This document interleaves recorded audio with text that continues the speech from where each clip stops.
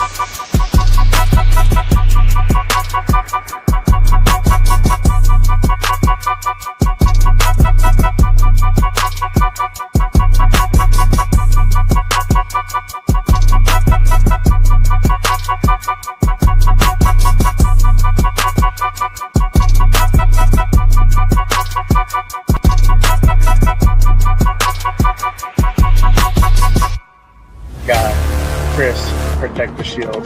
Good morning, brother. How you doing? My guy, Lunatic Raider, Raider Legions. What is good? We on? Oh, hey! We are. None other than Mr. Chris, bringing none other than our guy, Joe Morley, bring out none other than the Violator, Wayne Aubrey, bring out none other than the notorious Hedgehog Man.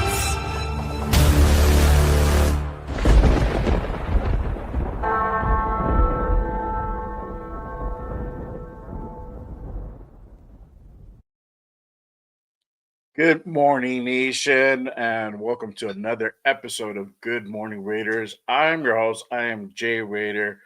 Appreciate everyone who's pulled up and tap in and is pulling up right now.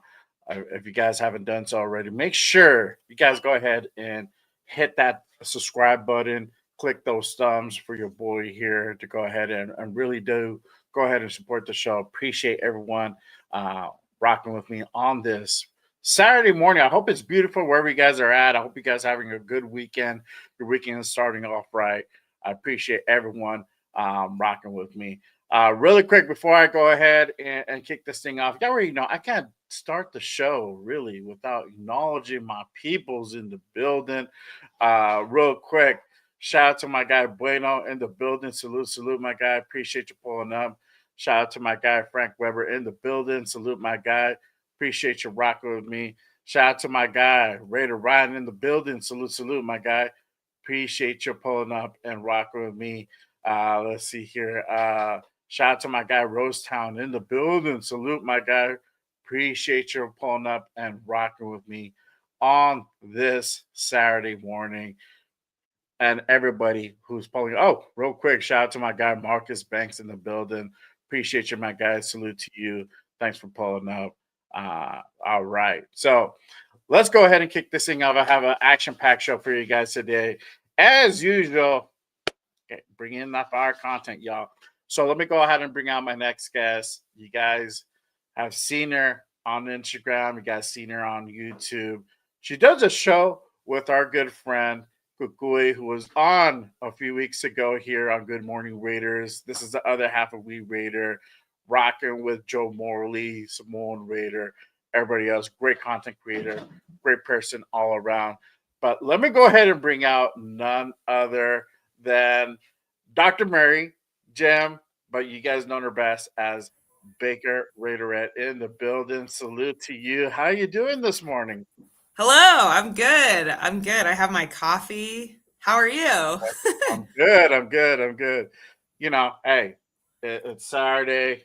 Thank God for the weekend. Had a long work week, so I'm glad we're here now and get to talk a little bit of Raiders football. I love talking Raiders football, even when they're 2-8.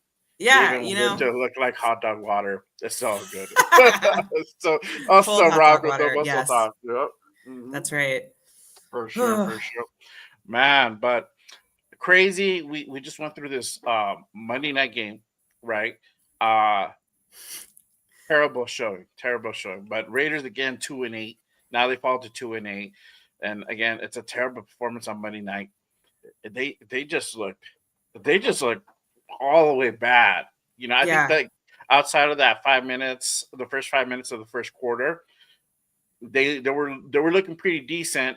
After that, they just like flopped. Ugh, Uh, I yeah. I think the biggest thing is here is like what went wrong? What went wrong? What do you think went wrong in that game? What are your Yeah. thoughts in that game all around? Where do we start? I, like we all saw the Geno clip to blame him, and like Geno has not been great in any game this year. The offensive line, though, like that was a struggle to watch. That was really tough to watch. Yeah, It started with that, and it didn't get any better, is my opinion. yeah, yeah. That offensive line. Oh man, that looks like Swiss cheese. I think the biggest thing that I can go ahead and kind of just highlight here, it's Mhm. probably the rushing. 12 carries for Yeah, 24 yards rushing is like organizational malpractice, the well, fireable offense. very. Um, Especially having a guy like Genty who is like the number 6 overall pick that we went out and drafted earlier this offseason. For him to just only get 6 carries with 7 yards rushing, yeah, he got thrown the ball more, but I mean, 27 yards is not a whole lot, right? No. So Genty's impact, there was really no impact. There was really no. He didn't even look like he was on the field, to be honest with you. And I remember, I think it was Troy Aikman that kind of highlighted like this is like the second, third carry for him, and it was like Yeah. almost towards the end of like the second quarter, and I'm like, damn, like that's crazy, that's crazy. But yeah, you're right. I mean, this offensive line really looks like Swiss cheese. There's so many holes on it. Um, God. with Colton Miller and JPJ going down, literally our best two linemen, this season, and everybody else. Let me ask you this question. Let me just be honest and upfront. Who in this like Let's do it. current line, in this current starting line, who do you think would start in any other team? That's a great question. I was like looking at the depth chart, and like it is so thin. And I like Alex Capo would not. Yeah, I maybe Forsyth. That's a tough question because I literally at one point, we sit like sort of in the corner, like toward the end zone where the Raiderettes right, come in and out. Thank God for the right. Raiderettes. They're the best part of this team. Um, and I can't see super well because I'm short, but I Uh-huh. remember watching like Geno drops back and the offensive line, like they are so I don't even think it's that they're confused. Like they're so like just not in position. They Mhm. formed like a half dome or like a dome like around him, and just it was a disaster. I was like, well, that's not a formation that we want to see. Like Right. so yeah, I like Dylan Parham, I think has had like good games with us before. But he just gets wildly out of position. I don't know. Yeah, It's yeah. tough. It's rough. I think my thing is this, and I've been kind of saying it all season long, is that they really can't understand the zone blocking concept. Yeah, I Yeah. think it's just a talent issue. Mhm. That as much, and these guys have been doing it since last year, right? So Right. we Getsy's, tried yeah. this last year with Getsy, and it looked the same. That's why we're seeing like the repeat of the same thing happening here, right? And as soon as we fired Getsy and Philbin took over, he shifted some guys around, but a lot of things that people forgot is that we went to more the simple man blocking, right? So the guy, Mhm. you're just gonna block the guy in front of you. That's it, and it's simple, and it was more effective, and that's why you saw like that offensive line just like like improve, not drastically, Yeah. but it was a pretty big improvement, right? So fast forward to this year, we're at this point and we're doing this zone blocking, and that's why everybody looks lost. And as farther we get down towards that depth chart, I think it's going to be the same thing. It's looking like the same thing exactly. It's just like these guys look lost. These guys forget assignments on like who they're supposed to go ahead and double team, or you know, Ugh. it's just a quick push off, and then now it's like you got this like linebacker like right up in Gino's face, and that's honestly what it's looking like. So, Yeah. but not just that, I think it's just also like putting guys out of position here, right? Mhm. So it's a questionable O-line shifts, and I think everybody's talking about this, especially after JPJ was put on IR Right. the other week. It's like we saw this whole shift. So like I don't know how you guys been like really like emphasizing the whole JPJ at center thing, but like I Mhm. know a lot of people, including myself, especially in the early part of the year, once they shifted over, like once they announced like, hey, Meredith is gonna really be that guy at center, I'm like, well, why? Like this guy's never played center before. This guy played center all like majority of through college. This guy Right. won an award for it.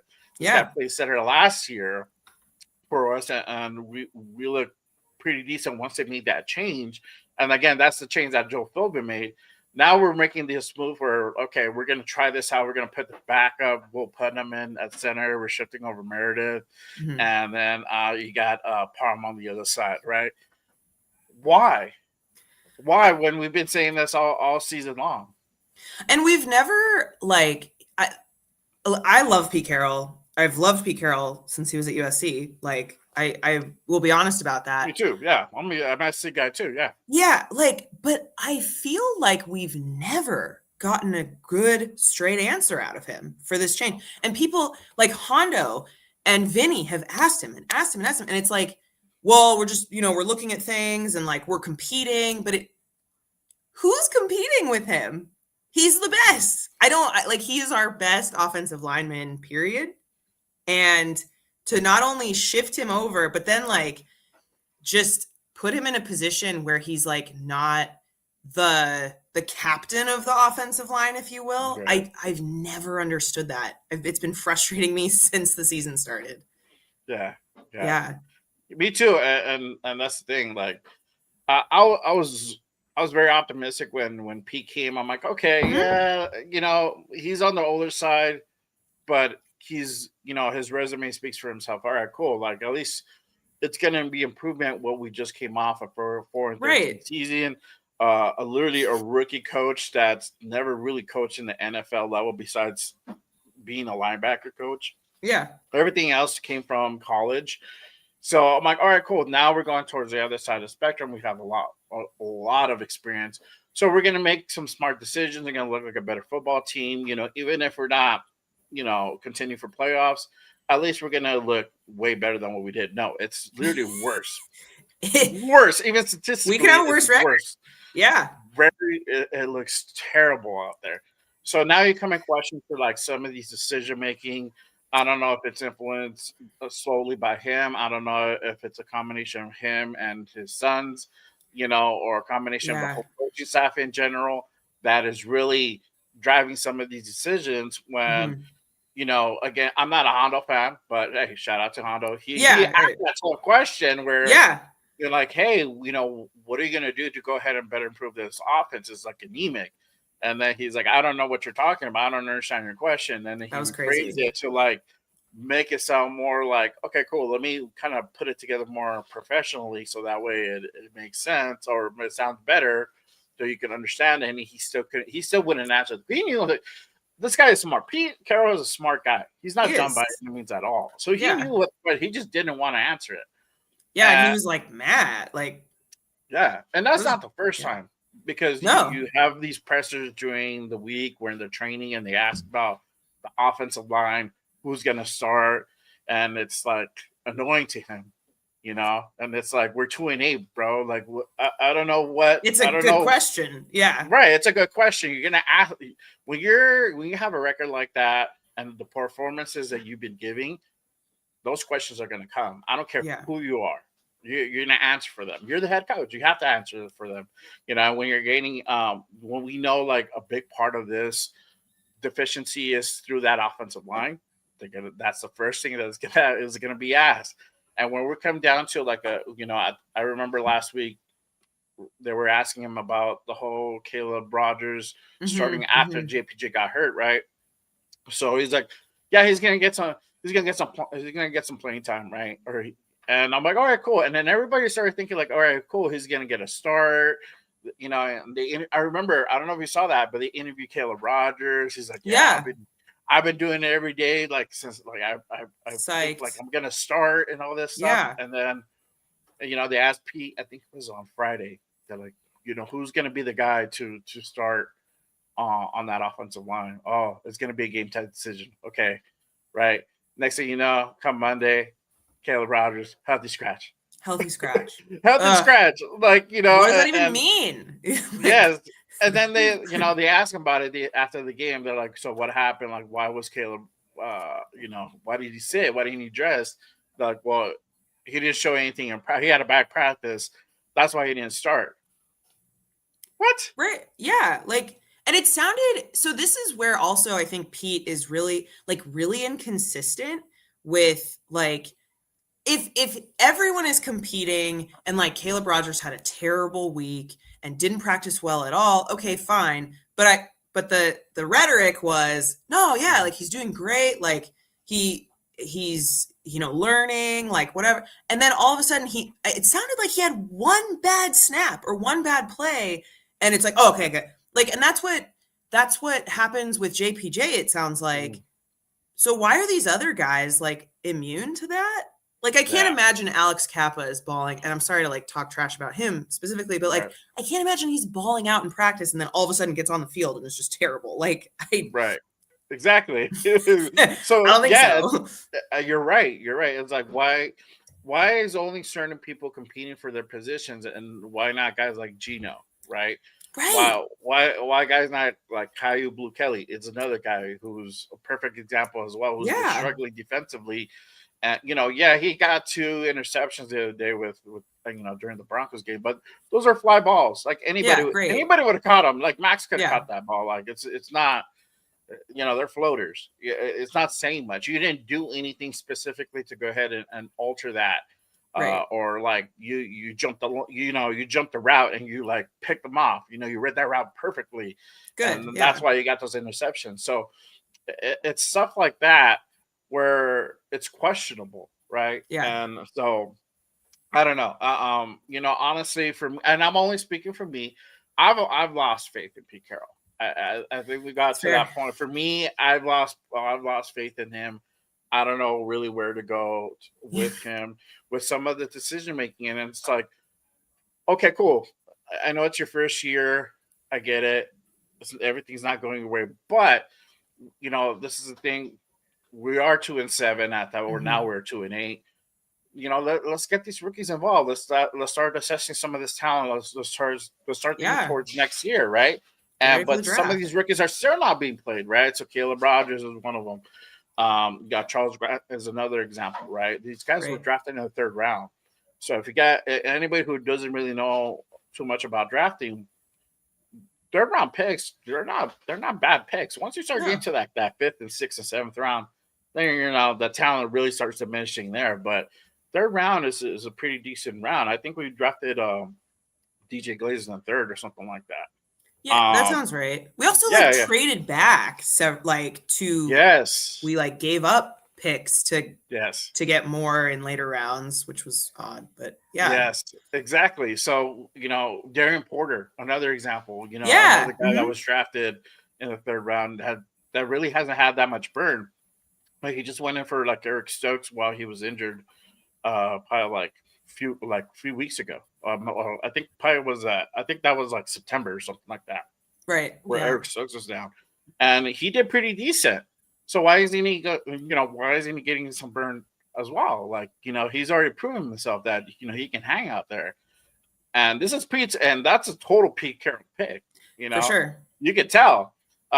Caleb Rogers and Charles Graham, they might not have been. I don't think that's more of a spy tech pick.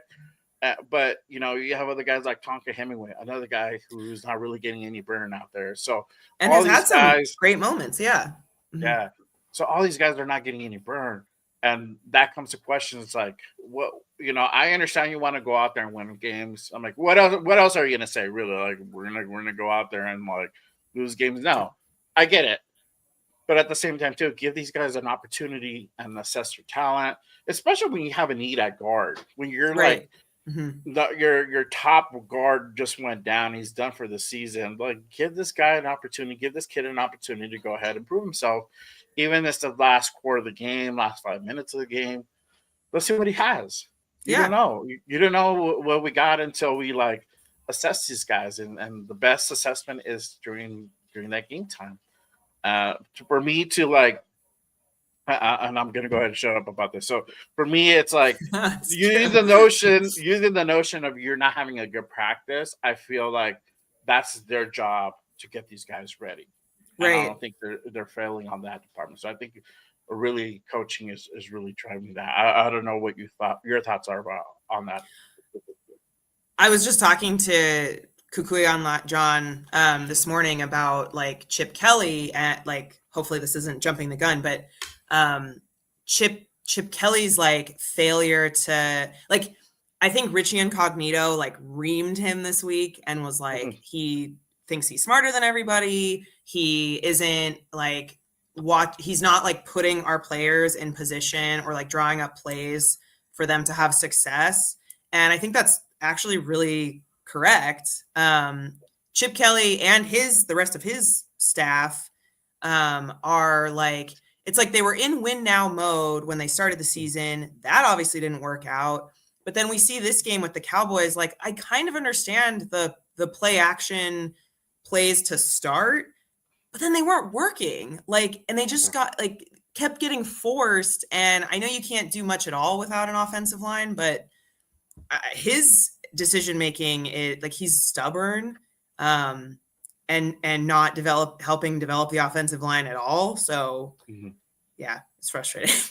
Yeah, you could tell it's an ego thing because Yeah. I think he Hmm. answered one question like, "You guys know what I've done. You guys didn't know where I've been at." And I'm like, "Okay, we know that, but Hmm. what have you done up to this point?" It's like that's great. You're going to be a Hall of Famer for that, but where is that? How's that translating over here? It Yeah. hasn't. We're No. we're seeing guys like miss, miss position. Right? They're not playing the right position. I think prime example is they'll pull him out. They had him at free safety majority of the year. This guy was getting cooked. He was like the worst safety in the It was league so frustrating. because he's playing out of position. Right? He's a Right. strong. His strong suit is strong safety. That's where We he love, belongs. yeah, we love Isaiah. Like Right? he's an example of like his rookie season, he had some like highlights. Yeah. Now he's like a leader. He looks good. The secondary looked disastrous. And Mhm. it's honestly not the defense's fault. It's like, why are you putting them in these positions? Yeah. Yes, exactly. Shout out to my guy. Like he's like, what's the point of drafting rookies if you don't play them? hundred Right. percent. And I Yeah. think I Yeah. think if you're drafting guys from like third or fourth round and up, meaning all the way up to the first round, these guys got to either be obviously first round has got to be starting. Second round is definitely you can go ahead Should be and up there. majority this should be starting most likely third and fourth.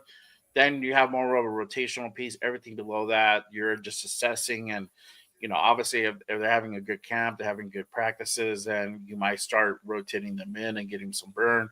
Or you Mhm. might wait towards, later towards the end of the season, depending how your season goes. Then you get those guys are getting some playing time. But, it's been that. It's been those questionable decision making. Like giving Aston Genty 6 carries a game, What is and that? you're saying you want to run the ball. Well, guess what, Pete? You're the coach. You can make that mandate. You don't have to make the play Called calls, play. Yeah. but just say like, "Hey, I want us to run the ball at least 25 times this game. Chip, figure it out." That's it. Yeah. That's what I want. So you got to make that happen, and that's on Chip now to go ahead and develop the plays and figure out who's going to be who's going to be carrying what, and et cetera, et cetera, right? So it's all stuff like that that's kind of been like mounting up. I Yeah. think this is. I wanted to go ahead and kind of bring this up. This stagnant offense, right? Unable to capitalize on turnovers and scoring in the red zone. going back to that Cowboy game in that first quarter where God, Max forces that forced fumble, right? We get that first fumble on the 12, that was something like that. It awesome. was yes. I'm like, great, we're in business. Yeah, We settled for 3 because we couldn't that's get into the terrible. end zone. Yeah. We couldn't get into the end zone, and that's been the story all year long. Mm-hmm. All year long. I'm gonna put up the stats, and I'm gonna get your opinion on this. So, do a little digging. We're ranked 30th, and everyone here, so you guys Cool. know, we're ranked 30th in red zone scoring. God, 46, just over 46%. that's We're that. worse. This is why I say we're worse than last year. 2024, we're actually 48%, almost Wow. 42%. So Wow. we took that's a pretty big dive. It's not a super big dive, but that's like a 3% dip. And we're seeing that. And we're already 48% already look bad. So to go down even worse to 46 is just bad. Offense, average points per game. Now we're at 15.5 per game. Last year, we're almost at 18 points per game. So again, it's just we're regressing. That regression is true. Now we're seeing that statistically, it's there. Now the signs point that this is happening. What are your thoughts with the whole like just struggles offensively in general, where we just can't get our shit together?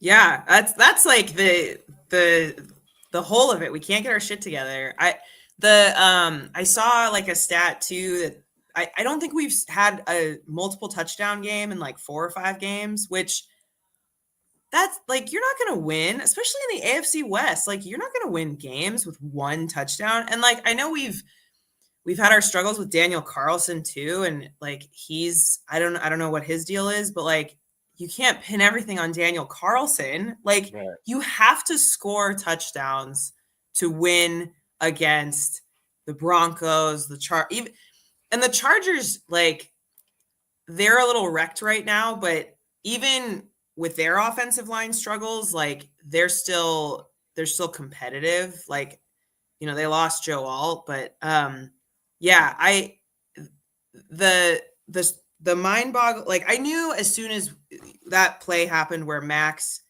had that incredible recovery and then we didn't capitalize on it. I was like, there's no way we're gonna win this game. Like Right. they figured us out. Yeah, Yeah. it was over. Yeah, I'm gonna point out this comment by my guy Raider Ryan. Shout out to my guy Raider Ryan. He said it made me sick when Geno slid on the 5-yard line with only one defender there. Yeah. He didn't even try. That is facts plus tax, my guy. Shout out to my guy Raider Ryan. I remember I was like, why did you slide, bro? It's not like you're at the 50 or you're on your own you're at the 40 or something like that, and you still have like long ways to go before you get into the end zone, right? You're like right there. Like Right. this is a time where you're like you want to go out there and play on one good leg and all this stuff. Then get your ass in the end zone. Dive That's into right. that bitch. Yeah. Don't be afraid. This is football, bro. Go in there. But we're making business again. That sounded like a business decision to me where he slid. And that literally cost us 6 because I think the next play we couldn't even score. No, We couldn't even score. Yeah. So yeah, it's stuff like that that kind of shows you where this offense, where this team is. I think I think the heart is still there, but it's just not the same. The drive is just not there for them. And yeah, I just wanted to point that out because I totally forgot about that until like he said that. I'm like, damn it, he's right. That's a really good point. It's just crazy. Hey, shout out to my sister real quick. Appreciate you pulling up. That's all right. Yeah. Little sis in the building. Yeah, appreciate you.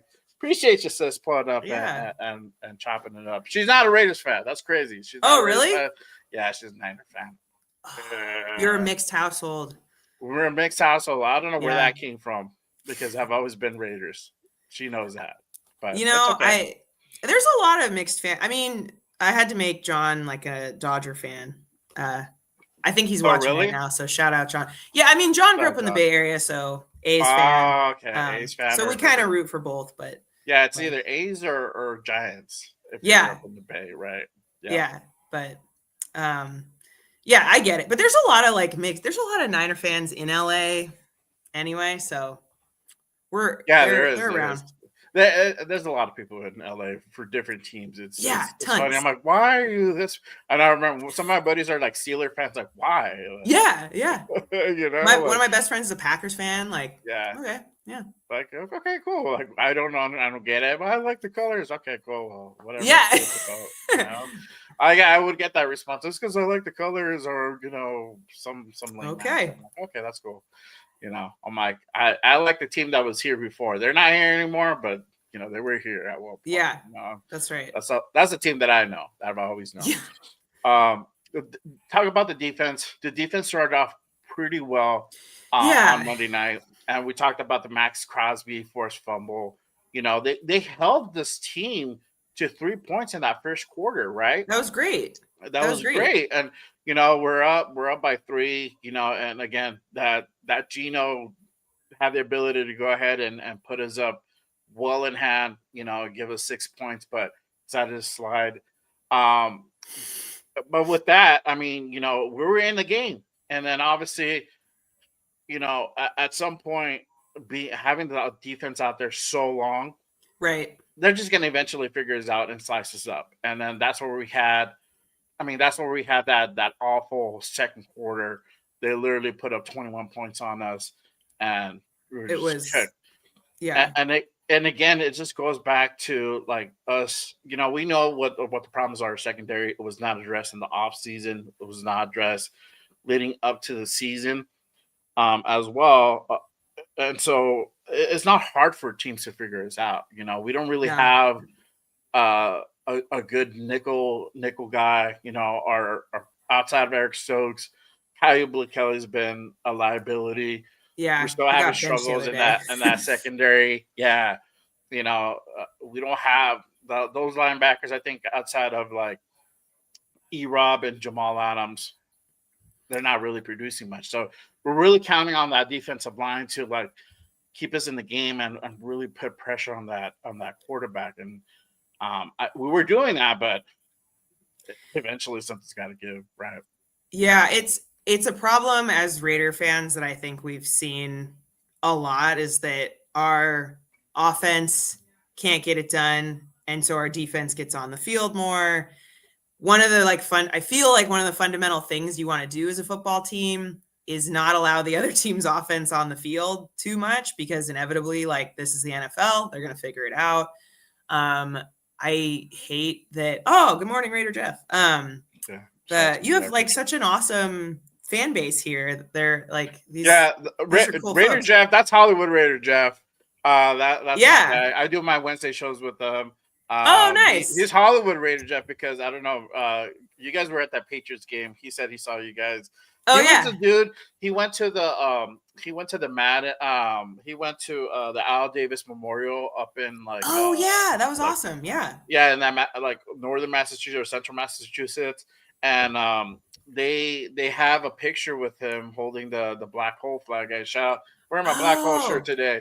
Shout out to Jeff. But they had him, and then he came on that commercial break going back into the game. That's really cool. Yeah, we make I dubbed him that. I like to make fun of him. But yeah, shout out to my guy. He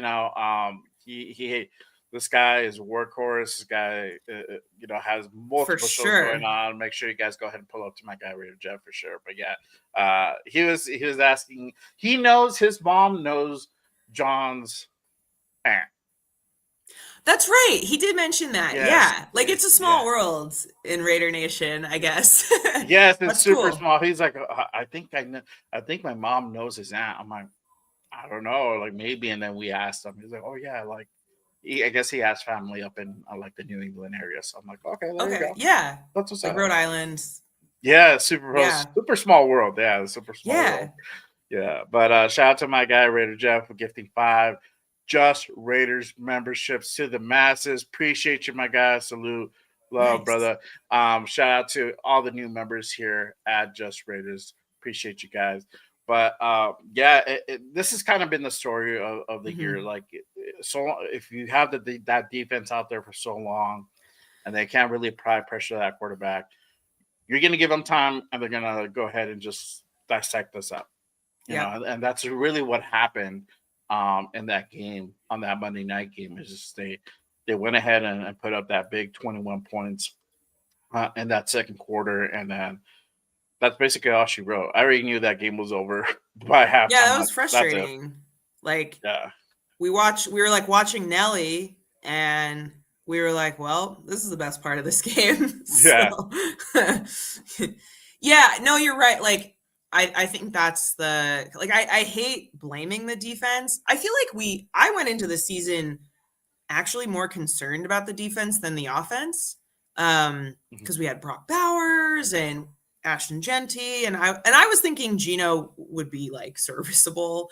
I know we were worried about the offensive line, but anyway, I hate blaming the defense. I don't think it was their best game, but I also think the Cowboys aren't they like a top 5 offense, so it's not as They're if actually struggling. They were actually hmm. struggling like offensively. And yeah, I mean So maybe we it's do blame them a little bit, but yeah, we do. And it's yeah. kind of like we've been doing this basically all season long where we're just like letting these teams kind of be that bounce back game, that pickup Mm, game, that the game that gets them back in it, So this was another one just for Dak, right? Dak was kind of struggling a God. little bit, and then now now they're like they're not completely back in it because they still got like I don't know the rest of their games they're not easy for them, and they're probably going to get cooked. So if they win maybe 2 or 3 out of their games that they have, I'll be surprised. But they have a tough schedule ahead. Yeah. So yeah, we were that bounce back game for them for sure.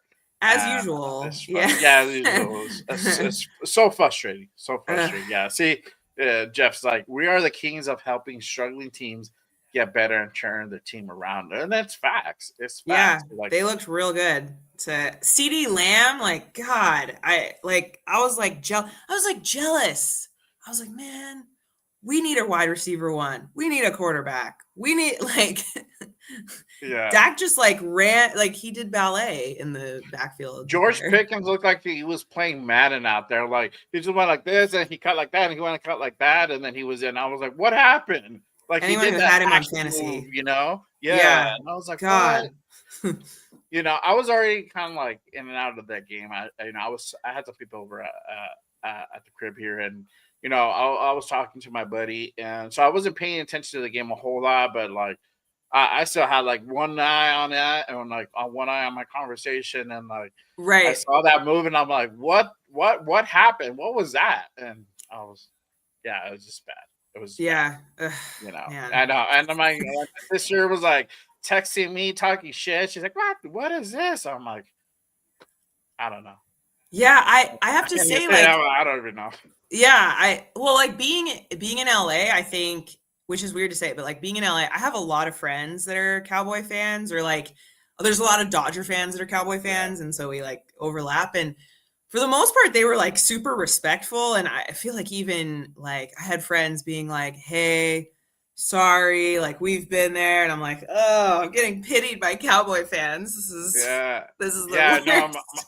and it's funny. I was telling this story on Wednesday. My buddy's a Cowboys fan who came over, right?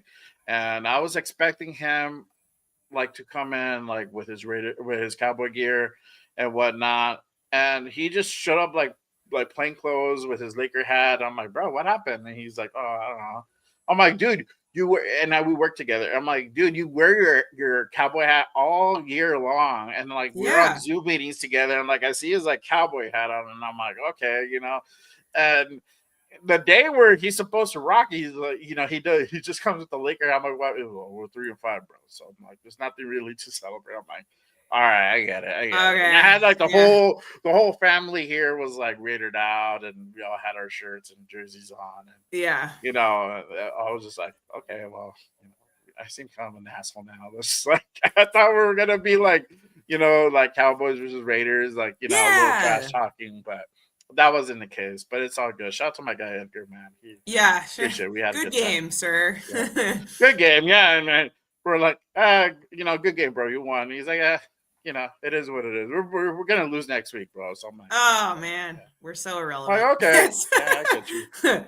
Yeah, so it was like that type of game, but Yeah, it was cool. It was cool. Yeah. See, that's a respect for sure. For sure. But let's go ahead and switch over to we have a game tomorrow. We If do. anybody forgot, Raiders versus Browns. The And the media might nightmare is forget. not over yet, guys. The Yeah, nightmare is not over. It's still ongoing. still going. It's still going for sure. Let me go ahead and pull up this injury report that I'm going to go ahead and share with everyone. Oh, that's a good call. Yeah, Yeah, I should have had this ready earlier, but I didn't. Here we go. All right, so this is the injury report for tomorrow's game. As of Ugh. yesterday, we had four guys on the injury report: Lualu, Max Crosby, Leaky, Fotu, and Dylan Parham. They all practiced yesterday. So nobody's out. Everybody's playing. Cleveland, All on the right. other hand, they have a lot of guys banged up They on are their banged up. roster. You got their guard, D tackle Malik Collins. But let me just go ahead and point out the guys who are not playing. Dylan Gabriel, obviously with that concussion, and I watched that Browns versus Ravens game. Um, and then I come back. I think it was halftime, and I was doing stuff around the house, and I come back, and Dylan Gabriel was out. So I guess at one point he got hit and got concussed, and they took him Yeah, it out. So was he's on rough. concussion protocol. He's officially out for the game. You got Miles Garrett. He had limited practice. I guess he had limited on Wednesday, full on Thursday, and then he didn't partake on Friday. So I don't know if they intentionally rested him, but he's Maybe. not out. He's not out. So I don't Yeah, know. they were like, take the day off. Yeah, so I don't know if he's 100% or not. That may or may not play a factor in tomorrow's game. Hmm. So I would keep an eye out on that. Another guy, Alex Wright, defensive end, he's out. Thrash, the wide receiver, he's out as well. But other than that, most of these guys, Cam Robinson, their tackle, out. Corner Ward is also playing tomorrow. So these guys had full practices, but in some capacity did not partake, or they had limited practice. So, but I think the notable one is Miles Garrett. Right. He had limited, then he had full on Thursday, and then he didn't have practice yesterday. So it looks like he might be sick. He might be dealing with something. So keep an eye out on that. That may or may not play a factor, which is good for our offensive line, right? Which is obviously struggling. So if we get like a maybe 70% Miles Garrett, 80% Miles Garrett, how do you think that's going to go ahead and play a factor come Ugh. come tomorrow? Man, I'm a little nervous. Like I could see I really don't know what to think about their offense. Because they've got Shedeur, like knowing the history with the Raiders and like comeback quarterbacks and Jeff Saturday and Baker Mayfield, like he could have a ball out game. Yeah. Yeah, I'm a little nervous for our offensive line. I hope that if we've had a shorter week, the only thing I can hope is that maybe since this iteration of the offensive line is like had a week to practice together, they've improved. But yeah, I'm a little nervous. Yeah. Yeah, And I it could be a think low scoring game, maybe. yeah, yeah, and I think the question is like, how will this defense do against Shedeur and the Browns offense? I mean, Shedeur literally, this is his full, like you said, full week Hmm. of practice, right? He just got thrown into the game last week, and he did not do good. No. I had the stats. Let me see if I can pull up the stats on that game, but I was tracking it a little bit for sure. I think he was like 2 of 8 with 2 interceptions. Yeah, those stats were not good at all. So the thing I think the thing that points out that's really stood out for me is that once he got pressured, he just fell apart. Yeah, So I think that's that's a blue. And then I remember a commentator pointed out like that's a blueprint. You get to Shador, you rattle them, you're going to mhm. go ahead and make them ineffective. So I think this is going to be the same thing. So this is his stats for last week. He was 4 of 16, 47 yards, no touchdowns, 1 interception, 2 sacks, That literally was his production. He played half of a game, so that's half of a game production. But this is the thing, and this is where everybody's nervous. This is why you're nervous. This is why I'm nervous. Is because once we get that second string, that backup quarterback, we make him look like fucking Joe Montana. We make him like this Hall of Fame type, MVP caliber quarterback. So the question is, can we get to Shedeur? Can we get to Shedeur? Can we rattle him? Can we put him on his ass and just make him think about it? Can Max, really make that impact? I think this is going to require Max Crosby, obviously, everybody else on that defensive line to go ahead and be present and make their presence felt.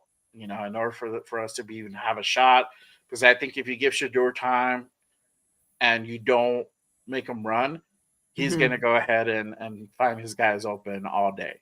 Yeah. I think that's really what's going to happen if we really don't apply that pressure, right?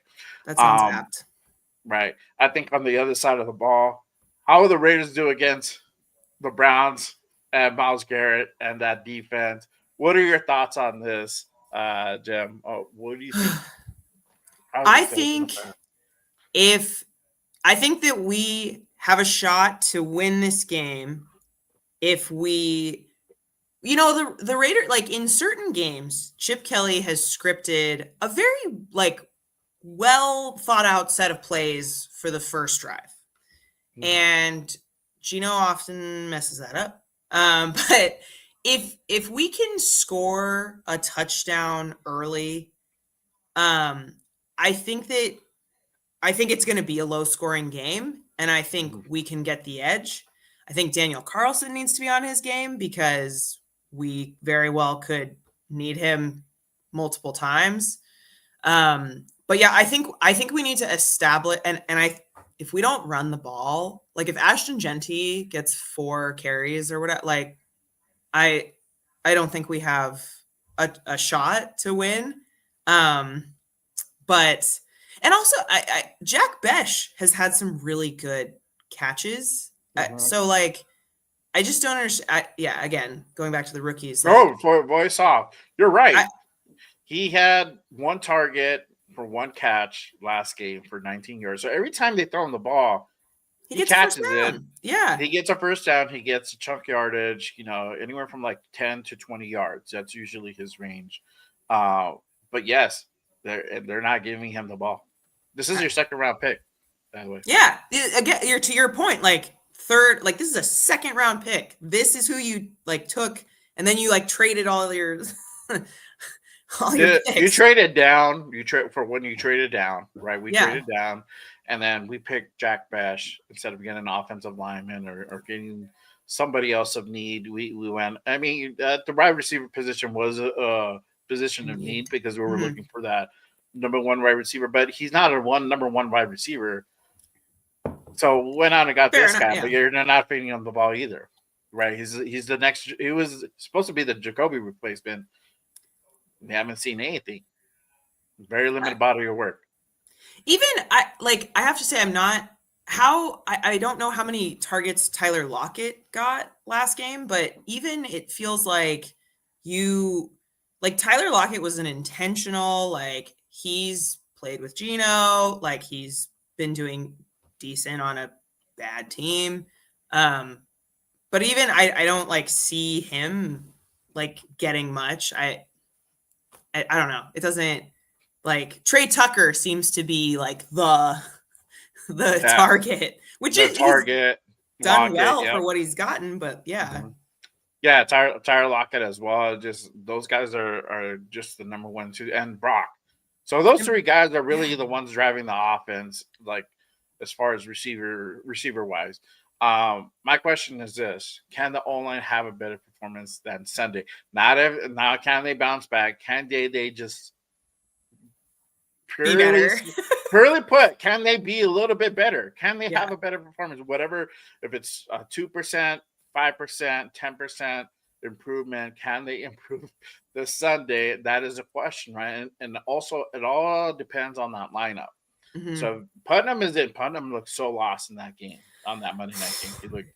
He just he looked like the backup center. That's really what he looked like. Mm-hmm. And you had Meredith, and then I think it was Parham, right? So I haven't heard anything as of yet on what the actual lineup is going to be. I'm thinking again, they're probably going to, because that didn't work on Monday, they're probably going to go back to the old setup, which is probably Meredith at center.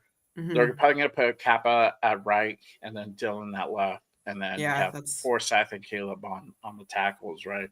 But that's the thing. Again, can they have a better performance? Because everything is so dependent on, for one, giving Gino a little bit of time, two, setting up for our ground game. With only us having 12 carries the whole game last on God. Monday, that obviously that has to improve. That has to improve. Um, what are your thoughts? Do you think this O line can improve? Man, I hope so. I remember Pete, I think when JPJ didn't play, which game was it that he was healthy and he like didn't play? And Pete's response to why he didn't play was like, well, the guys played together all week in practice, so we That was kept the it that. Commanders game. That That was was the the commander, Commanders game yeah. because it was a So, short game. Yeah, and I think he was out in that game. I think it was a um, concussion. He was out. okay, yeah. So he didn't play that home opener, and then we had the Commanders on Sunday, but he was cleared, and he didn't. They had him. They didn't have him play offensive. I think they had him play. They took a couple reps. Special teams. Okay, right. Okay. Mhm. So, I mean, that explanation clearly like didn't make sense, but the only thing I can hope is that like everybody played together in practice and is on the same page. Like they didn't even look like they were on the same page on Yeah, Monday yeah, they in the look zone. totally Like, off. yeah. So, I don't know what practice Pete is watching. I don't know if he's out, like he's in the building watching from his office, thinking like there's certain guys out there. I don't know what the deal is, but yeah, what he's saying, that what he's seeing in practice is not translating to the field. That's a big disconnect, and we need answers. Like, is that really what you're basing your decisions off of, how your practice is right. going? You cancel. You're gonna have guys who are gonna have practices. That's a given. Yeah. Anybody who's played a sport competitively, if you played, you're not gonna have a perfect practice every single game. You're Huh. gonna have a bad For day. sure. Everybody has a bad day, but that's where your coaching comes in, steps up, and coaches you like, hey, you need to make sure you do this technique this way. You need to do this correctly. You need to stop doing this. Try this. See if this works. Yada yada yada. We could go Yeah. on, but that's where the coaching steps in, and the coaching I feel like is a big problem Hmm. this year with how they've operated everything on this team. And I think, and I didn't want to really bring this up, but obviously there's a big disconnect between the front Let's vent. office. Let's get into it. Yeah, yeah. There's a big disconnect between the front office and the coaching staff, right? Totally. Yeah, And yeah. go ahead. Well, I don't know if you saw that Amy Trask did an interview recently where like Mhm. she was honest about that and said Spytech and Tom Brady and sort of the higher ups, like they seem to be on the same page, but Pete Carroll and his staff are not. And I think that that's been a problem with the Raiders for a long time, is that the front office is just I don't want to call them bad. Like I think we've had some good GMs, but they're not on the same page with the coaching staff. And I even wonder about that with the draft, like Yeah. what happened there. But it's clear that like I think a good example, this is like just super random, but like a lot of people last year brought up Dan Campbell as like, well, Antonio Pierce, like he won 4 games. Dan Campbell, his first year, he won, I think, 3 games. Like Yeah. they were terrible. And then but if you look at like coaches that came in their first year, I think John Harbaugh came to the Ravens and went 8-8. And Yeah. part of that is because he had like more talent and he had like a quarterback and whatever, but He had a he better also team. He had he had a better team. Yeah, together. period. Yeah. He also like was more on the same page with the front office and the like that part of it than this. Like this is a circus. I'm sorry to say. Yeah. And that's the thing. And I'm even gonna go further. Liam Cohen, Jacksonville, came in. They're Yep. like I don't even know their record currently, but they're They're not competitive. doing bad at, yeah, they're competitive. Yeah. They're not doing anything bad currently. So let me get their, I don't even know what the record is. They're 6-4. 6-4. Year one, I would kill to be 6-4. rookie head coach. But this is the Mhm. thing. They already have the infrastructure in place. So Right. they already had uh they have T Law already there. They just needed to go ahead and acquire some more. Trevor Etienne, they already had. Oh, They what already a had the beast. running back. You Yeah. know, I think they had like a decent offensive line already. Hmm. They just needed to go ahead and get a few more pieces. Now they're rocking and rolling. They weren't bad because, I mean, they had a bad year last year, and I think the year prior, but then the year before that, they were doing pretty decent. They got into the playoffs, I believe, Yeah. and you know, then it's just like, I don't know what happened there. Something happened between their coaching staff and the front office, and then they all went to shit, right? Hmm. So this is the thing. It's like you could tell from the. We should have seen the telltale signs for early on. John Spytek was like, "Well, we'll see. We got to evaluate talent." And Right. then you hear Pete over here like letting the cat out of the bag and say, "Oh, we're gonna go ahead and try to get the, try to win now," and yada yada yada. Yeah, that should have been like the red flag, like, Right. well, what is Yeah. that? What is that about? Yeah. And Now then we're in a toxic relationship now we're in again. toxic. Like they're just playing. They're just fronting over here. But then like you see John go out and get like, we got some linemen in the third round. We're Yeah. gonna get, we got Jack Besh, guy from TCU, who has great hands.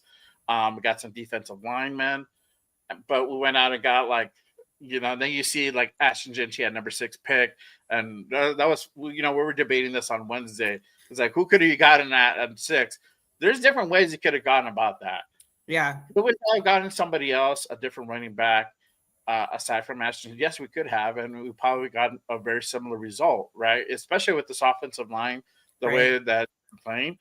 If we would got like a Trayvon Henderson or Judkins or Mark Man. Hampton, we all would have been still with the same statistics and the same performance we have been now, but we could have put that need into something else, either a Right. lineman, whatever, right? But we went out and got Ashton Genty. We got Darian Porter, which is like a super Pete pick.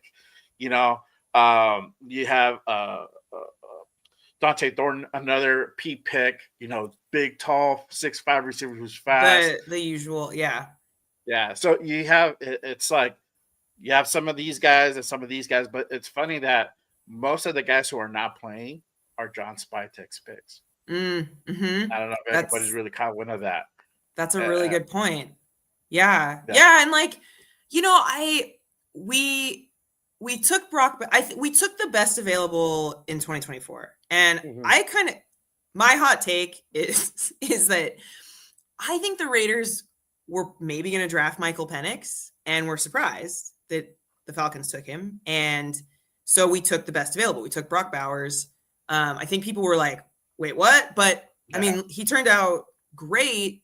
We took the best available. I would say this year we did, like, it's hard because we didn't really have the luxury to do that. I don't know that I would have made a different decision. I probably still would have taken Ashton Genty, but we're seeing the lack of like what he has to support him now.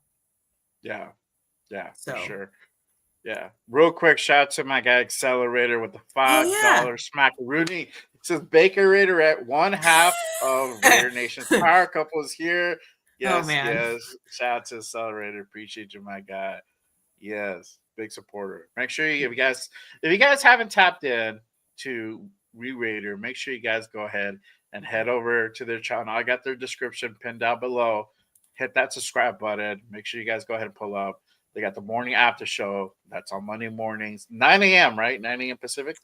9 a.m. Yeah, we're doing 9 a.m. We're doing like a morning after event show. And we're kind of exploring. We used to do like Thursday night, and we felt like everybody's kind of gotten over the game by then. Yeah, And so yeah, but yeah, thank you. yeah. Yeah, we need to have you on the show Yeah, sure. to Yes. vent Thanks. about whatever game.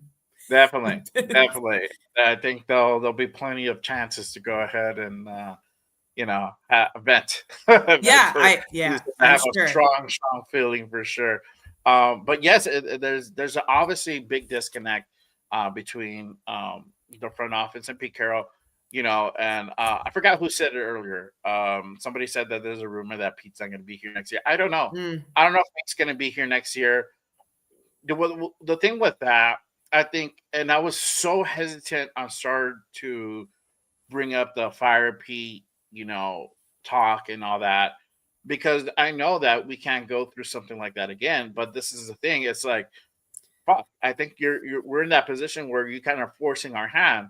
right. And the thing with Pete, he's accomplished. He has all these accolades. He's a future Hall of Fame coach. That's a given. For sure. You also have to think about that one in mind. I think the best solution for this to kind of keep faith for us to keep pace as far as the organization is to literally put them in an advisory role, like give them that Mm, advisory role mhm. position, or like, hey, you know what, you just probably need to go ahead and step away and retire. Those are really your two options, and let somebody Yeah. bring in somebody else to go ahead and really come in and run the team. I think we got into this point, or let Spytech really run the team and Yeah.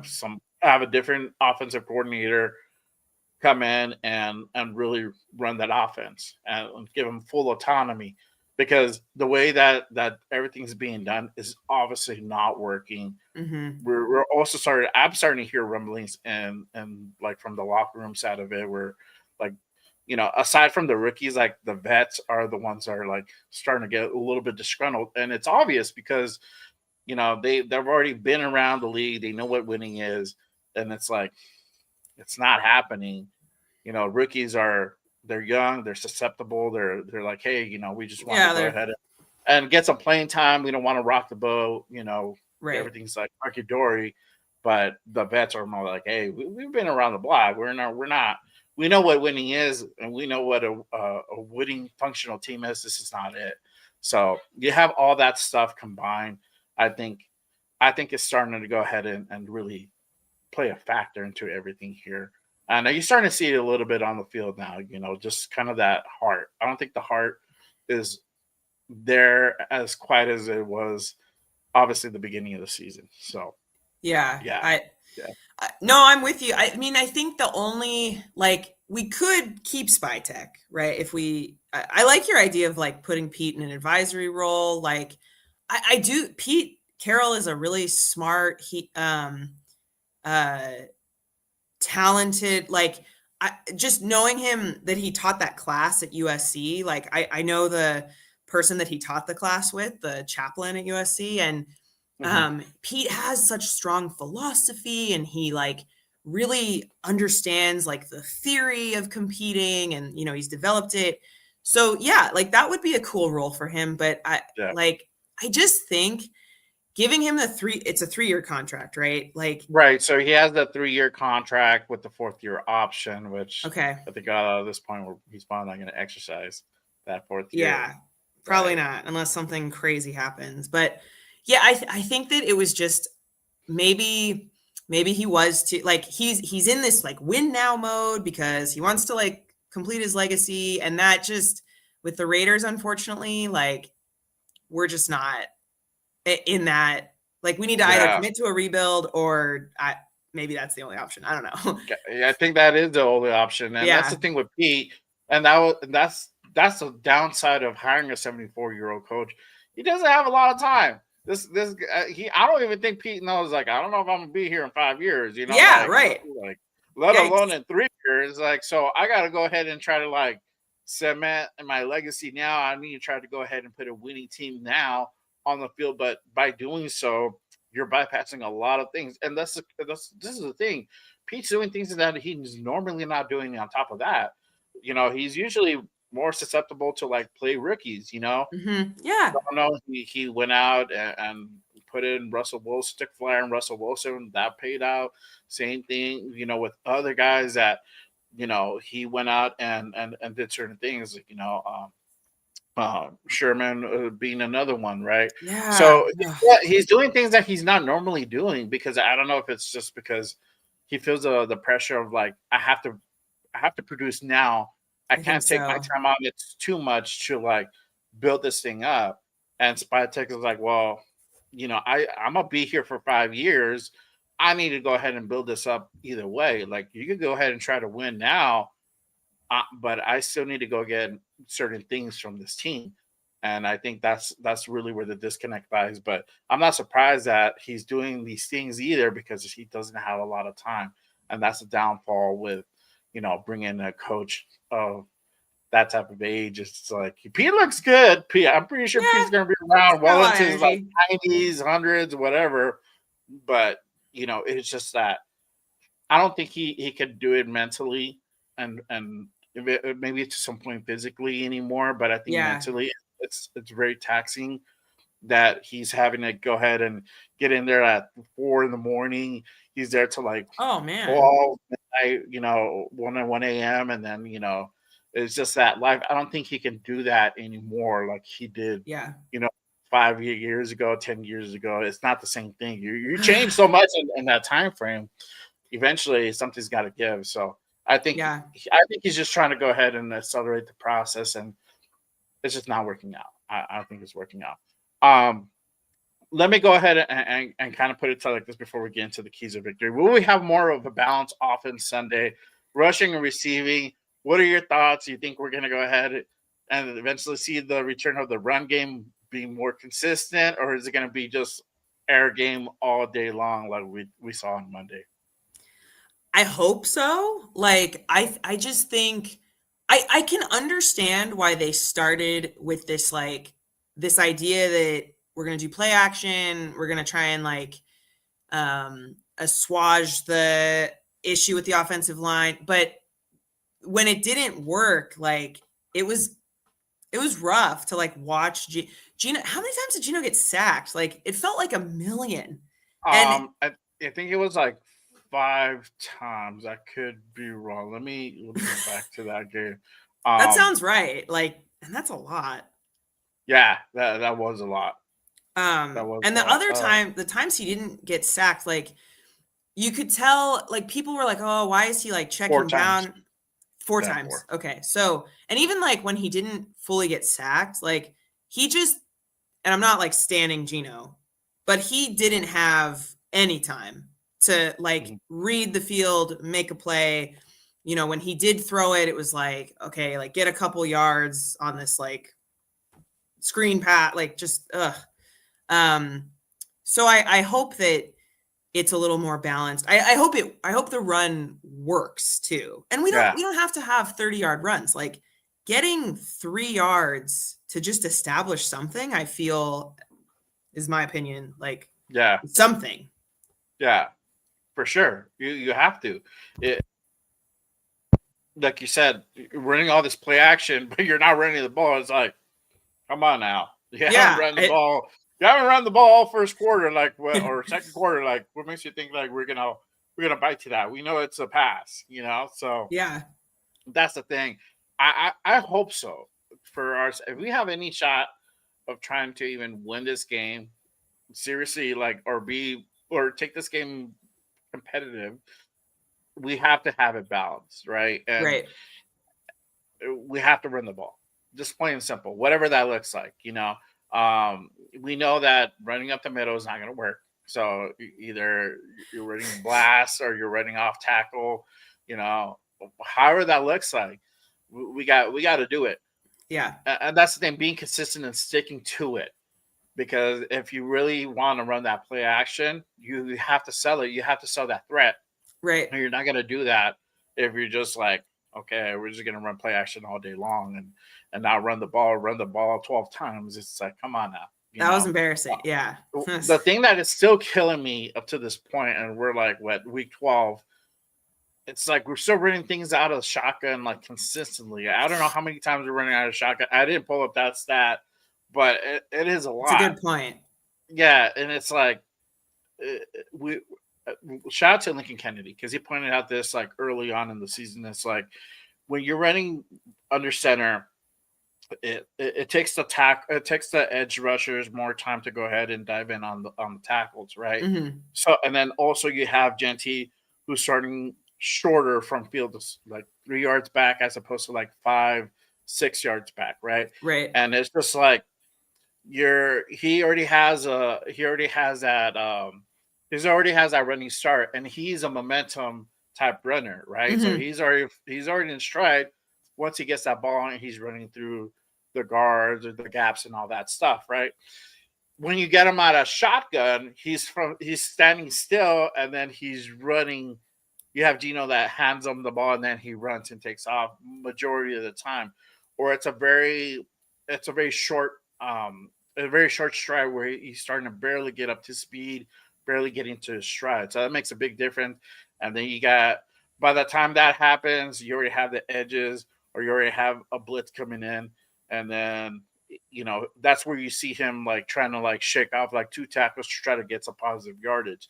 So all that is because we're running out of the gun. And I'm like, let's just run out of the fucking run behind center. Yeah. Like, run behind center. Yeah. And I know Meredith is probably, and that's the thing. I don't think they're confident in that snap from Meredith and Gino. I think that's what it is. There's a trust issue, There's time. a big trust issue, yeah. There's a big trust. So that's why we're. But I like the idea still, yeah. Yeah, but that's why you have practice.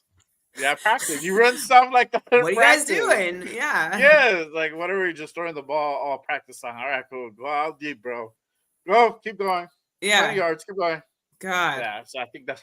I don't know what they're doing. We're not there. I never got to go to the practice aside from the open practice. Right. So yeah, I know you guys been there more, but that was early on the season. So we don't know what's really going on during those practices now, so it could be a totally different thing now. Yeah. Yeah. So it's just crazy. It definitely has to be more balanced, more complimentary for sure. Really quick, shout out to Pete Carroll in the building. He says, I have a strong philosophy, beaches.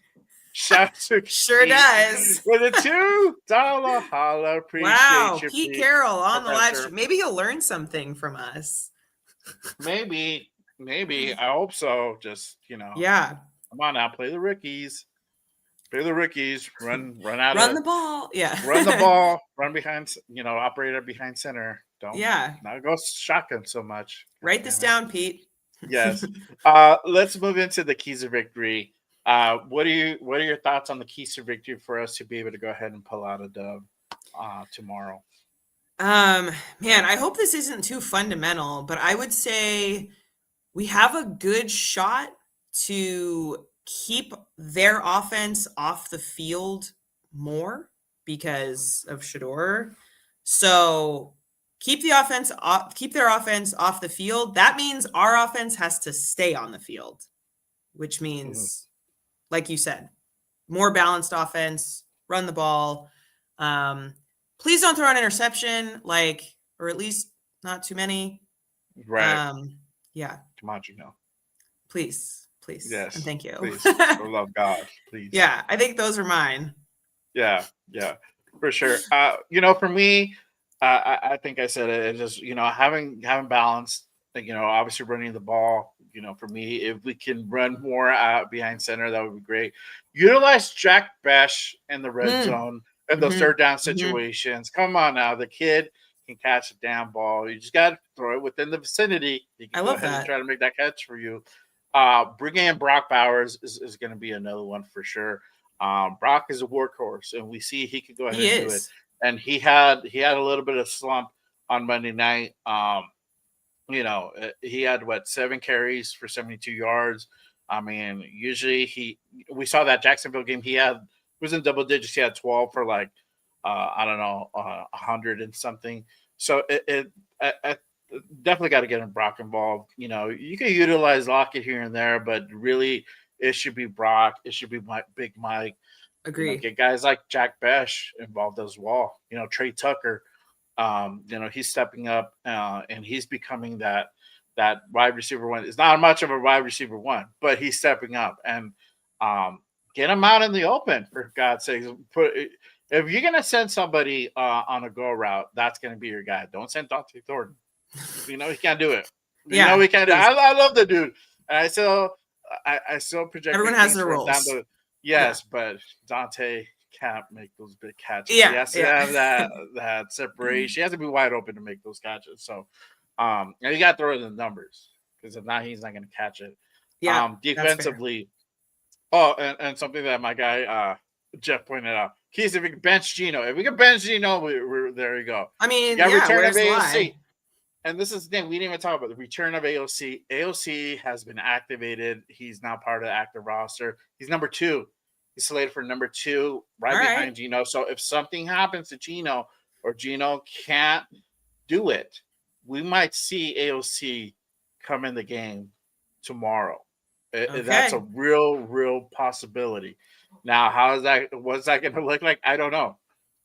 I don't feel too confident in that either, but I feel like it's going to be a better product than what we're seeing right now with Geno. Hopefully. Right. Can it be worse? Like, I don't. It could be worse. He looked pretty bad in that open practice. Yeah, that's true. Yeah, he looked bad, but hopefully I'm wrong, and hopefully he just kid balls out, and then we can have a whole other discussion about that. Defensively, AOC for MVP. Yes, the AOC for MVP. Where's the Mokes when I need him? Damn it, the Mokes. I needed you. AOC MVP incoming. You're not here. Defensively, we got to get to Shedeur. We got to rattle Shedeur. Correct. That's going to be Max. That's going to be Luwalu, Adam Butler. Get involved. Yeah. Send Jamal Adams. I think they can. Yes. You let Jamal Adams loose early. He's gonna shake. Yeah. Get him mad. Seriously. Yes. He probably is mad about everything. And this is the thing. Shedeur is so raw still. Like you could tell Shedeur has confidence, but you could tell, like, you see that look. Once you shake him, he gets that little lost look in him, and then he starts making those mental mistakes. And I think once we start getting him into that mode, he's probably going to start getting into his head. Yeah. But I think the defense really, this is going to be where that defensive line has to really step up, and those linebackers have to step up as well. So if we do that, we might have a shot. But I think I'm going to go with you. I think it's going to be a low-scoring game as well. I think it's going to be like a 10-7 type game. That sounds right. I think we're going to win it by 3, just barely. Yeah. Carlson Hash Money comes in. He's back. He's back. He's going to get that winning field goal. I think it's going to be that type of game where we're going to see like a replay of like that Denver game where they're just like going back and forth. They're kind of like getting stuck in that midfield and they can't really get into that red zone. So it's like whoever makes the first mistake is going to be that's going to be the game, That's right. Yeah. Yeah. What are your predictions for this game? Yeah, I feel similarly. Like, God, I saw someone say we're going to see that Vikings 3-0. And I was like, please, no. Like, just that would be so boring. I like 10-7. Yeah, I like maybe 13-10. Yeah, that's a good score. Yeah. Yeah, I don't see like, I don't see us like completely owning them. I think we have a shot to win because we're at home. But I could also see us losing by 3. So yeah, for sure. Shout out to Raider Travis. He's saying 30-20. I don't know how the hell we're gonna put up 30 points. You know what? Hey, let's go. Give me the fade. My God. If they put up 30 points, like I will do something crazy. I don't even know what it is yet. Yes, we almost came close. Yeah, 29 in that Jacksonville game, and I'm like, damn it. We almost won it too. Shout out to my guy Raider Travis with the Ray. Hold on, let me do it right. Yeah. Raiders. There you go. Go? Yeah. Let's see here. My sister, 17-31. She didn't put who, but I already know the Browns. I mean, I'll 30. take 2 touchdowns. Yeah, there you go. Yeah. I don't know how we scored 2 touchdowns, but I really appreciate the vote of confidence. Sis. Yeah, thank you. Oh man. Let's see. There you go. Ardell. Shout out to my guy Ardell. Raiders D eats Shedeur's lunch. Raiders offense is ass. 17-9 Raiders. Damn. That seems Let's accurate, go. bro. Maybe there's a I don't know how, but defensive score in there, like a pick 6 or I know, right? yeah, Let's see. maybe that's what we need. Yeah, John says Raider defense needs to score. Thank you. That's also, bro. I think, and I was going to say that too. I think like if they get a fumble, they get an intercept, they need to just try to score. Please, don't even get please, down. guys. Just keep running, bro. Like let them Yeah. tackle you. Jack Jones it. Just do it. Just do it. It's not gonna be Caillou. It's gonna fall on Eric Stokes or like pull him out to like come up with that pick. You know what I mean? Yeah. So, Oh, yeah. that would be Isaiah pick 6 would be key. That would be lovely. Oh yeah. Yeah. Oh, yeah. Fight on. That's the only dude. That's the only dude. Him and Eric Stokes are the guys that I really have confidence in. Yeah, Lonnie Johnson, I mean, he's back, and I think he's been playing pretty well. And I want to go ahead and continue seeing more from him. And it just sucks that he just got injured early in the year, and that open practice that just sucks. Bad luck. But he's back, so we got that free safety now, and that's more of his role, and that's why we're seeing it's not so bad back there, but yeah, we still have holes in that secondary for sure. There you go. See, Kappa gets a TD in this game. Wow. Let's go. You know what? I will eat my words if he does that. I will. Yeah. Max pick 6. I hope so. That'd be cool. Because we saw that in that open practice. That'd be cool if they actually make that happen. Yeah. Sure. But let's hopefully we can go ahead and get the dub. We should get the dub. This is a Browns team that is struggling. They're not doing good at all. So we should, on temperature purposes, win this game, especially with Shedeur, the number 2 as backup. But it doesn't always play out that way. So we'll see what happens. But those are the keys to victory score predictions. If you guys haven't put up your score prediction, make sure you guys go ahead and put that on the chat. Appreciate everyone who's been rocking with us on this Saturday morning. If you guys haven't done so, make sure you guys hit that like and subscribe button on this channel, on this show. It really does go ahead and support the show. Make sure you guys go ahead and go over to We Raider, hit that subscribe button for them. They have the shows on Monday morning as well. I have their link pinned down in the description below. Appreciate everyone who's been rocking with us on this Saturday morning. I'm going to go ahead and move in to my final segment here. And this is a time where we go ahead and really highlight our guests as we move into the spotlight, meet our guest. This week's guest is none other than Baker Raiderette, one half of We Raiders.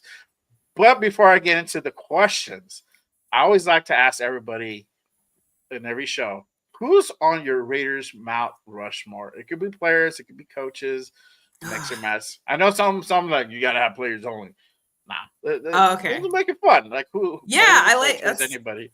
This is such a good question. So Mount Rushmore is it 4 people? I should know 4 this people. as a historian. Okay. So, I'm like, I don't even know who's on Mount Rushmore. I know, like for American Mount Rushmore, I know it's Washington, it's Theodore Roosevelt, Lincoln. I think. I forgot who the 4th guy is. Rose. It should be John Madden. It should be John Madden. There you go. Yeah, there we go. Okay, so let's see. I'm trying to like pick from each era. So Jim Otto. I love Jim Otto. He's like technically the first Raider ever, I feel, and I have a jersey with 00 and it says my last name. So Jim Otto, John Madden. John Madden's like my favorite Raider ever. Rod Martin. This is shout out to my dad and USC and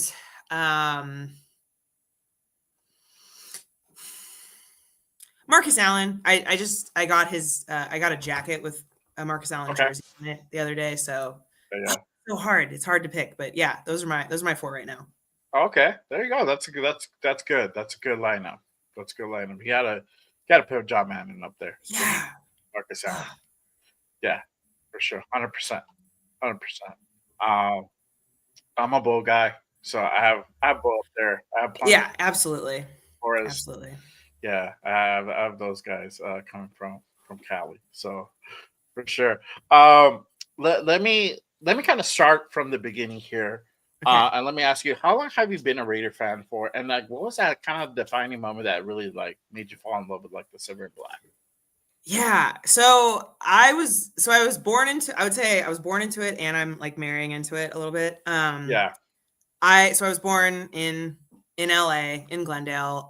My dad, a lot of my family went to USC. So Hmm. my dad went to USC, my grandmother went to USC. And I feel there's always been a USC Raider connection just because of LA. Al Yeah. Davis coached at USC.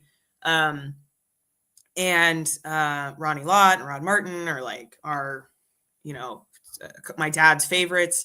Yeah. So I never got to go to a game at the Coliseum because my parents were like, I don't know what they thought. We went to like every USC game at the Coliseum, but Mhm. we never made it to a Raider game. So I'd always been a Raider fan. I grew up in LA. I went to USC, and then I moved. I was working in Chicago and Boston, and then I moved to the Bay Area, and that's when I met John. Mhm. And Okay. when I knew the Raiders were moving, I was like, I need to get to a game. So that's how I met John. I found him on Instagram and I messaged him Okay. first. Yeah. Oh, okay. There you go. I know. He loves that. And like he ended up like taking me to training camp for our first date Oh, there you and go. met That Rod that Martin. There you go. That Yeah, hey, good if first there was date. any brownie points, that would have been like, yeah, but like, man, if you take me on a date, I was like, bro, come on now, we just became best friends, bro. Yeah, right? Like I feel very special because I know that like I think he's gotten DMs from men being like, "Hey bro, can you take me to a game?" Yeah, um yeah, so I've been like short answer, I've been a fan my whole life, yeah, mostly because of my dad. But you can't leave. It's not something like the nation's something you can't leave. no, So I'm here. no, yeah, Yeah. for sure. No, I feel you. My kids are on that same trend. They're born into it. That's all they're Yep. gonna know.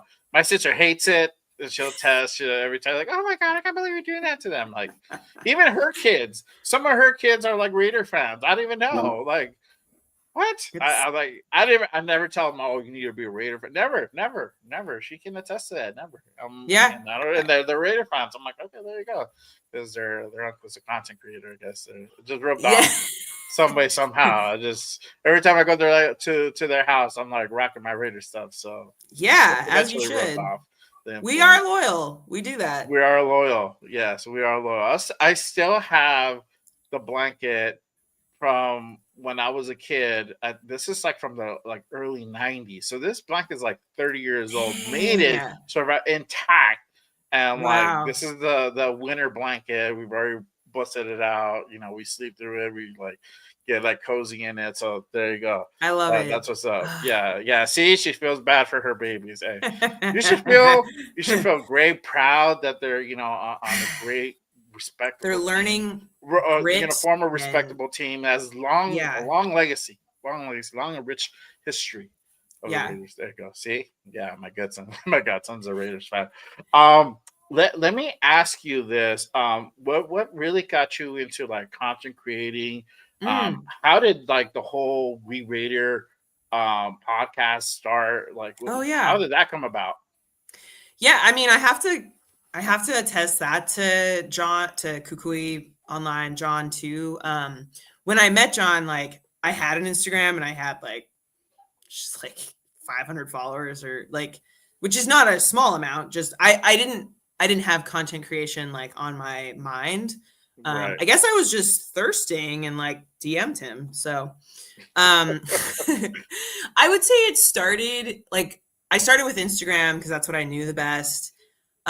It really started with baking. That's like a lot of people think my first name is Baker or that I'm from Bakersfield, which Mm. both good I guesses. thought so too. Yeah, like that's fair. Yeah. Yeah, so like shout out to Bakersfield because there are a lot of Raider fans there. But Yes, yeah, it is. I started like I stress bake and I started like making like Raider cakes. And the other reason I started making history videos is because I was at Stanford, I was writing my PhD like dissertation, Mhm. and because of COVID, all of the libraries and things were shut down. So there were times Raider fans really saved, and this is crazy to say, but like they saved my dissertation because I would Uh-huh. post like, "Hey, I'm like my dissertation was about the Central Valley," and Okay.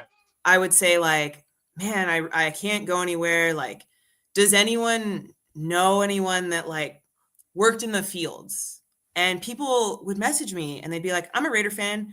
My dad marched with Cesar Chavez," or my my parents like knew Dolores Huerta, and that really helped me like get on track and understand like what is this experience of like farm workers and people Mhm. working in the fields, and a lot of them are Raider fans.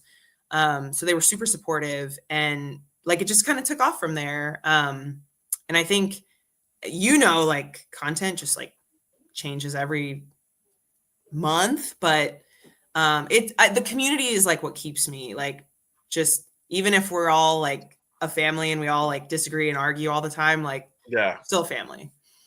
Yeah, Yeah. exactly. Yeah, for sure. I know. I deal with my sister all the time. We will trash talk, Yep. and yeah, that's all. And it sucks. We were gonna try to see if we can make the Niner Raider game this year, and it Yeah. didn't work out. It's just like the time was off. It was like my godson's birthday, so it's like we couldn't do it. But Yeah. I was like, we need to go to one, and that'll be a cool like little like moment where we just go there and just trash talk each of this It's team and fun. whatnot. Yeah, it's fun for sure. Um, Talk about like the whole like the Wee Raider and then like Oh the yeah. Raider verse because you're part of that too. That's the thing that like you're part of that too. The Raider verse with Joe, with Samoan, Mr. Fitz, Josh the Goat. Oh man. But the heavy hitters, like we started We Raider. John John is like such a smart content creator. Like he researches, he like knows kind of where to go. Like he's always kind of like, okay, we should be doing this. Like, so I've learned so much from John.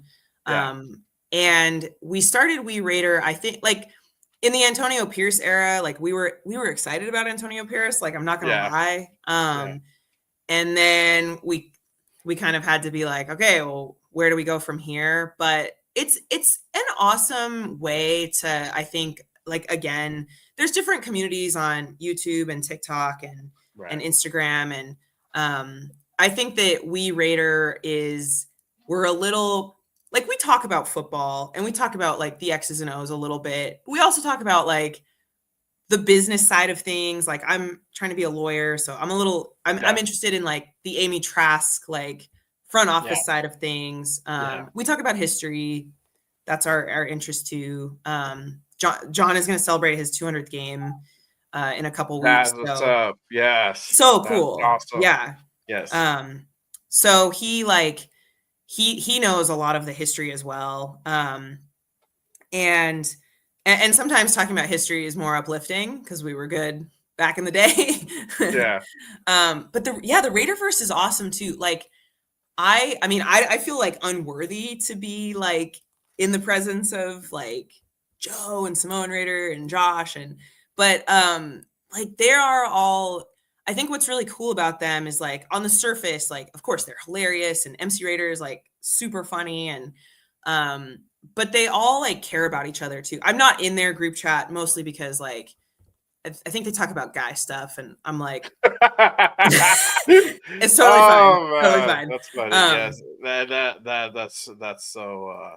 That's so It's a thing. Yeah, like I have my girls group chat too. yeah, Like it's totally fine. But yeah, like they really like look out for each other, yeah, and like as a content creator, people don't always see like all the real life stuff, and yeah. I think like I've seen John like make really good friendships like through that. So I think it's really cool. Yeah, yeah, for Yeah. sure. No, it is, and you and John are doing great things, and you guys have a great show. I've tapped in on those Monday mornings, especially like when like I need the day to go by faster, and I'm like, all right, cool. You Man. guys got that show, I'll pull up, and then you guys Thank will you. just have like a Yeah. great show, and you guys make it so natural too. It's just like you guys just like it's like you guys are having a conversation like at the coffee table, That's like really at what the it table. is. It Yeah. basically is, and that's so great. It's just like a natural like type of like conversation that, and then you guys just talk about Raider football. You guys talk about like a little bit of Dodger stuff, but like it's all Raider. And you guys are at the games. Are you guys going to be at the game tomorrow? Are you guys We driving up to are, that? yeah. We Okay, we cool. like drive in and then or John drives. I'm the passenger princess. Yeah, John you're the drives. navigator and the DJ. I'm like on Reddit, like, oh, this is what they're saying, and we're Yeah. all we're wedding planning, so I'm like, can you believe this drama? And There you go. There you go. yeah, Yeah.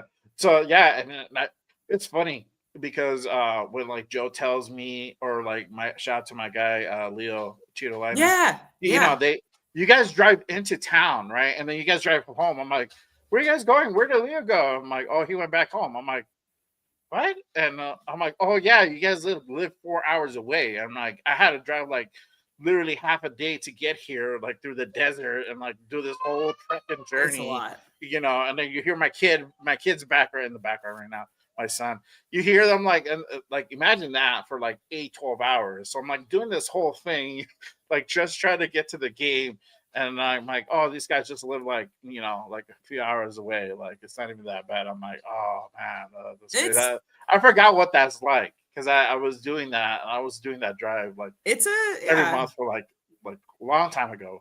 That was like another life, basically. But yeah. I was doing that drive like almost every month or every like couple months. I Oof. was just like Yeah. 4 hours, cool. I'm in Vegas, cool. Spend the weekend, come back home. Like not even a big deal. You know. Yeah, it's like it gets to the point where you're like, do we want to spend money on a hotel? I think really what it is like after the Raiders inevitably like either lose or kind of like stress you out, you're like, I just want to be in my own bed and like sleep and get up and like deal with work the next day. Like it's just easier. Yeah. Yeah. See, we get to Yeah, go we home, man. do. Like Let's shoot. seriously. Come to our Yeah. event session. We have coffee. We There you go. we See, have a fancy coffee maker for our there you go. That's what's up. That's what's up. But let everybody know what you guys have going on coming up, where they can find you, your social media channels, all that good stuff. Yeah, well, thanks so much for having both of us on. Like My pleasure. Thank you guys for coming on. we love your show and we love like the fans on here are like super engaged. Like it's awesome. So shout out to you guys too. So we're We Raider on YouTube and my Instagram is Baker Raiderette. I think I'm Jem the Baker on TikTok too. Because Baker Raiderette was like not available. Okay, um, that is a real thing. Yes, Yeah, just I can see TikTok that. being TikTok. Yeah, yeah. And then John is Kukuya Online. He has his new mask that's really badass, and we have a We Raider Instagram too. So Okay, yeah, cool. So make sure you guys go ahead and head on over to YouTube, hit that subscribe button for We Raider. I also have I put your Instagram link on the description as well. So oh make sure thanks, you guys go perfect. ahead and head on over and hit that follow button for her as well. You guys put out great content, and you guys have great seats. So like some of the stuff that you guys put out, it's like really like a lot of stuff that probably people don't really get to see that much, or you guys have like that great angle. Proposals, Yeah, there you yeah. go. Proposals. There you go. That's what's up. But yeah, make sure you guys go ahead and pull up and tap in for their content and their show on again Monday mornings at 9 a.m. Pacific. on the West Coast. If you're on the East Coast, that is noon time. I know it's like, what time is it? It's like, yeah, it's like lunchtime for them right now. It's Yeah. like 3 o'clock, Shout out to everybody on the East Coast. Shout out to my East Coast seriously. fam. Out in Jersey, my guy, Raider Jeff, he's out in New England. So shout out to him. But yeah, hey, thank you again for coming on the show. Love having you guys. Thank you so much. For sure. We definitely got to go ahead and do it again. Again, congratulations on the upcoming wedding. Thank you. That you guys have so much fun. I hope it's everything you guys wanted to go ahead and be. I have a feeling it's going to be great. If you guys are doing it, it's going to be like off the charts type. There's going to be food. It's going to be a lot of food. That's what's up. But hey, thanks for everybody who's pulled up and rocked with us on this Saturday morning. Again, if you guys haven't done so, hit that subscribe button, hit those likes on the channel. If you guys really want to go ahead and support the show, become a member, become a part of the JRB fam. Hit that link. My link is pinned up on top of the chats. Become a member today. It really does to go ahead and keep the lights on here at Just Raiders. Shout out to the new member. Shout out to my guy Raider Jeff who gifted 5 new memberships to the masses here. Definitely. Salute to him. Salute to everybody who gave that super chat. Appreciate all the members here who rock with me. But really quick, PSA. Next week, I will not have a Good Morning Raiders. It is Thanksgiving, so I am going to go ahead and spend some time with the fam. We're going to go ahead and enjoy the whole weekend. But I'll be back. If not the following week, I'll be back second week of December. I got my guy Farrell coming on. He's going to be one of my guests here. We're going to run it back. Working on trying to get my guy Raider Jesse. Another part of the Raiderverse up in here. I got to get him up in here. We were just working on the date, so we're gonna get that figured out. And then December is not gonna be a whole lot of shows. Probably honestly 3 shows. I'm gonna try to fit it in, and then gonna go ahead and take some time off. But we're gonna do it. I'm gonna do it big. That's that right. 1 year's coming up. Jeff, be ready, my guy. We're gonna go ahead and run it. We're gonna make it. We're gonna make it hot, man. We're gonna make it hot. I'm gonna think of something for that 1 year anniversary of Good Morning Raiders. So, but again, appreciate you guys. Love all you guys who come in and support every damn Saturday morning. Appreciate you guys. There you go, my guy. Thank you. I'll go check. Instagram. Yeah. Thank you. Appreciate my sis pulling up. Nice to meet you, Michelle. Yeah, there you go. Thank you. Oh, my guy Jeff asked, are you guys going to Philly? Are you guys going to the game? I don't think we were originally going to go. My family has my family's Sicilian. They have a massive Christmas party every year. This is that weekend. And we were like, So yeah. I got the in-laws also part Sicilian over there too. All right. Nice. Yeah. Nice. We love, we love to eat and drink. From Jersey. Yeah, that's right. For sure. Oh, there you go. Well, yeah, if you guys go, there you go. Look out for my guy Jeff. He's going to that game. They're only a few hours away from I hope it's Philly, a good game. So I hope it's a good game too. It probably won't be, but I hope, in my heart of hearts, it's a good game. There you go. See? Yeah. NYC next year, bro. We'll see. We're going to figure it out. It out. I'm going to try to see if I can go to that one with the fam and stuff. I got to take the fam to Jersey. That's a good one. They got to meet my kids. I got to get the other part of the fam to meet the kids. I've been up there. It's great. It's beautiful. I love Jersey. So I got to run it back. So we're going to figure it out. But other than that is our time for today. Appreciate you guys. We're going to go ahead and head on out. Again, make sure you guys hit that subscribe button. But make sure you guys go ahead and pull up tomorrow for the post-game reaction show. This is going to be 1 hour after the game is over. Make sure you guys go ahead and pull up. Same bat channel, Just Raiders, baby. I might have some guests. I might not. I might run it back. I might have a whole slew of people here. I don't know.